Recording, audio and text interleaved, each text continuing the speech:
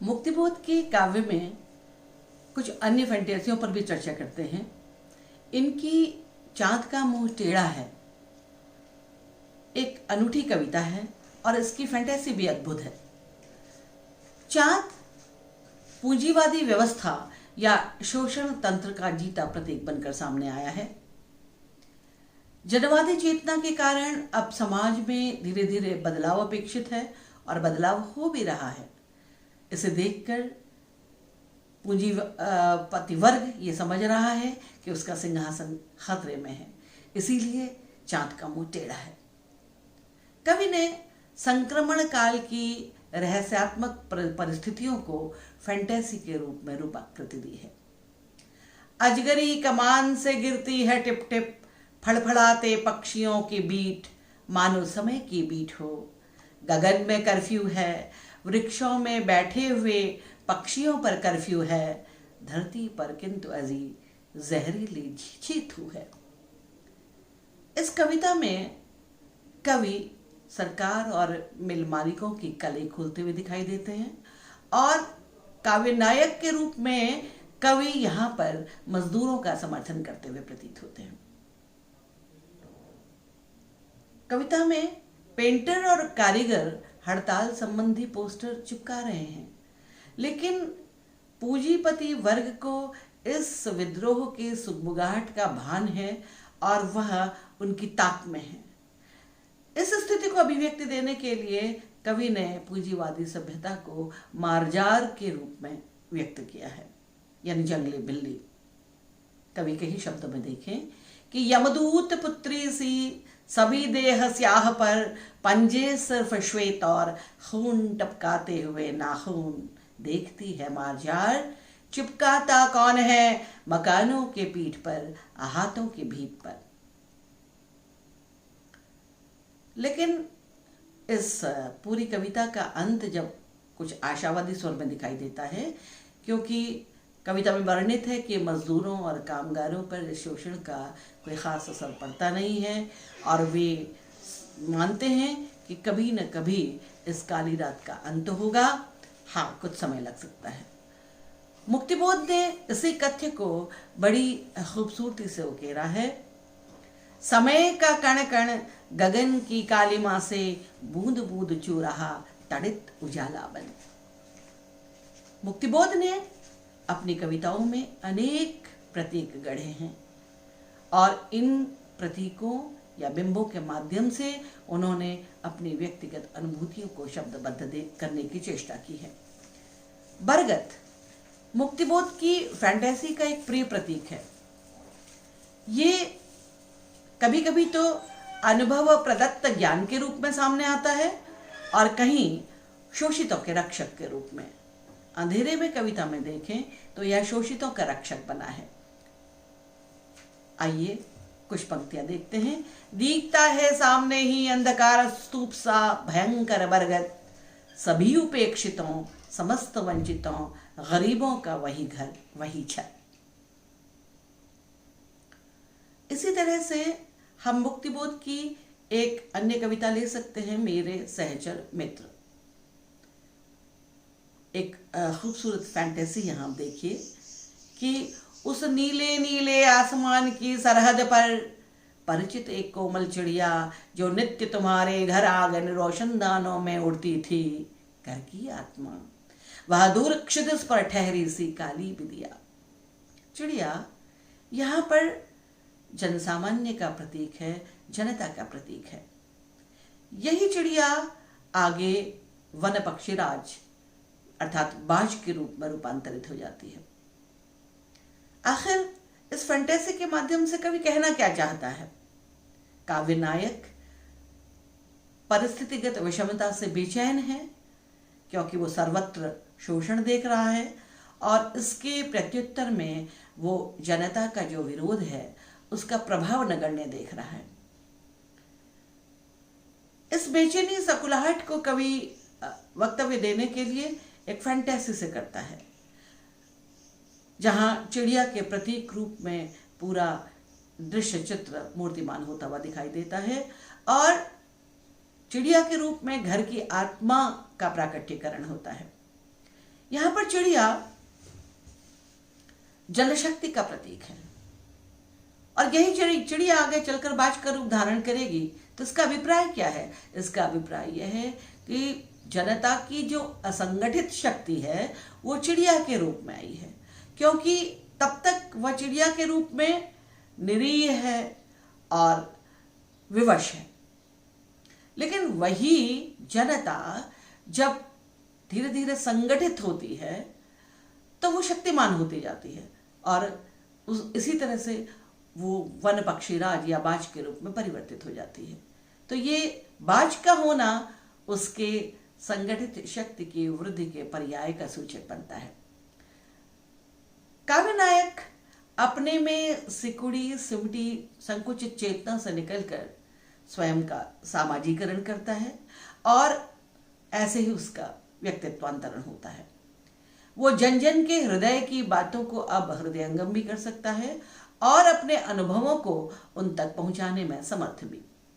इस कथ्य को ही अभिव्यक्ति देने के लिए मुक्तिबोध ने अनेक फैंटेसियों का सहारा लिया है। काव्यनायक अपनी अनुभूतियों से उपजे ज्ञान को समाज में पहुंचाते हुए क्रांति के लिए उन्हें तैयार कर रहा है। इस पूरी क्रिया प्रतिक्रिया को कवि के शब्द में देखिए। पढ़ते पढ़ते अक्षर दल से उमड़ी चंदन की ज्वालाएं, पावनता की विक्षुब्ध रश्मियां भबक उठी, वे खोदे गए मर्म सारांश भबकते हैं। बस इसी तरह अर्थों की गहरी ज्वालाएं दिन रात निकलती इसी तरह। इसी तरह उनकी एक और कविता है, एक अंतर कथा। इस कविता के माध्यम से कवि ने सुविधा प्रेमी बुद्धिजीवी के संघर्ष को निरूपित करने की चेष्टा की है।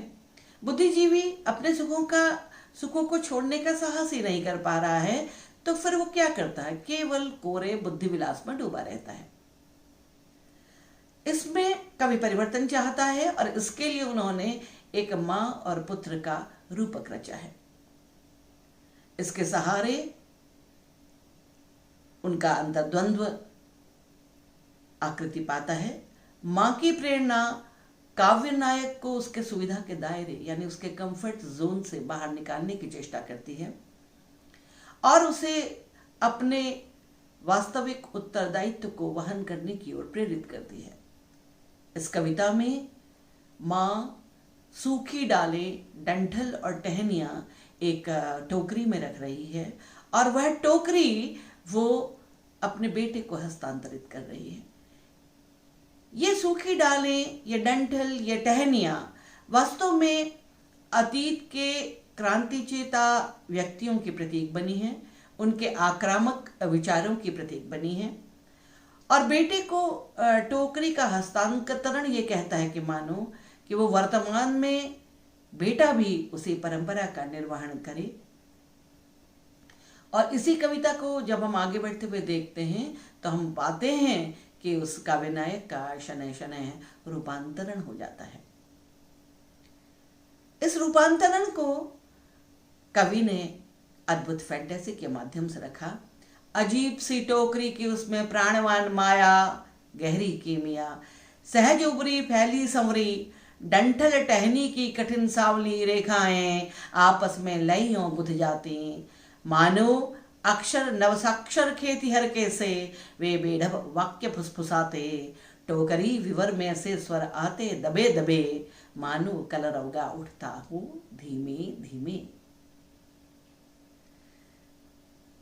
ये एक सामान्य व्यक्तित्व के क्रांति चेता व्यक्तित्व के रूप में रूपांतरण होने की गाथा को कहता है।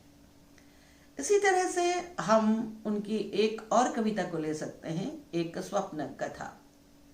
इस स्वप्न कथा में भी व्यवस्था को बदलने की दिशा के लिए, दिशा को प्राप्त करने के लिए इतिहास के गर्भ से प्रेरणा सूत्र तलाशने की चेष्टा की गई है। सियाह समुंदर काव्यनायक के अचेतन मन का प्रतीक है, और उस सियाह समुंदर में कुछ किरनीली मूर्तियां नहाती हुई दिखती हैं। ये किरनीली मूर्तियां क्या हैं? ये उन कर्मयोगी व्यक्तियों के प्रतीक हैं जो क्षुद्र स्वार्थ को छोड़कर समाज के लिए, समाज के हितार्थ सामने खड़े हैं। इस कविता में और भी फैंटेसियों की श्रृंखला है।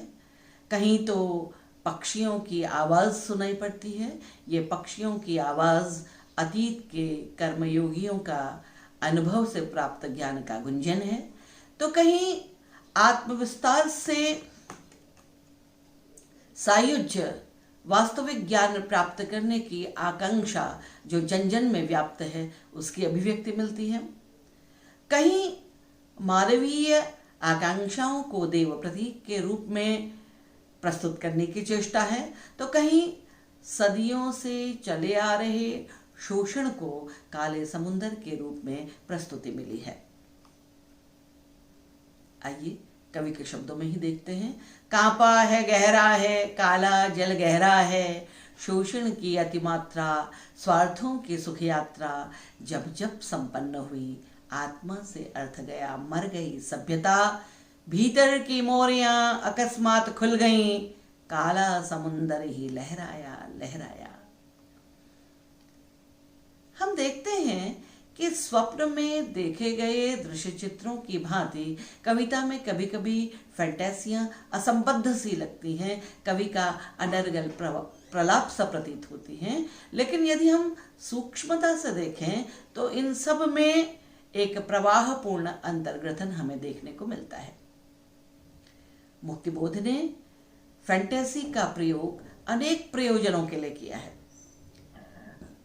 फैंटेसी के माध्यम से ही इन्होंने युगीन यथार्थ का सफल प्रस्तुतिकरण किया है। इन्हीं के माध्यम से इन्होंने जन जन में व्याप्त संघर्ष, निराशा, आक्रोश और कुंठा को अभिव्यक्ति देने की चेष्टा की है। यही नहीं, इन्होंने जनचेतना को दीप्त करने के लिए ऊर्जस्वी वक्तव्यों को भी इन्हीं फैंटेसी के माध्यम से तलाशा है। कवि के द्वारा ये केवल स्वप्न चित्रों की प्रस्तुति नहीं है, लेकिन बल्कि असंभव को संभव कर सकने की अपार ऊर्जा भी इन फैंटेसियों के माध्यम से ही हमें हस्तांतरित होती हुई दिखती है। निश्चित रूप से मुक्तिबोध ने इस अनूठी टेक्निक के माध्यम से अपनी क्रांतिकारी विचारधारा को अभिव्यक्ति दी है। युगीन जीवन के जटिल यथार्थ को, उनकी उलझनों को भरपूर सत्यता के साथ अभिव्यक्त करने के लिए इससे बेहतर अंदाज कोई और हो ही नहीं सकता था। इसीलिए कवि ने इस फैंटेसी के माध्यम को अपनी कविता में अपनाया है।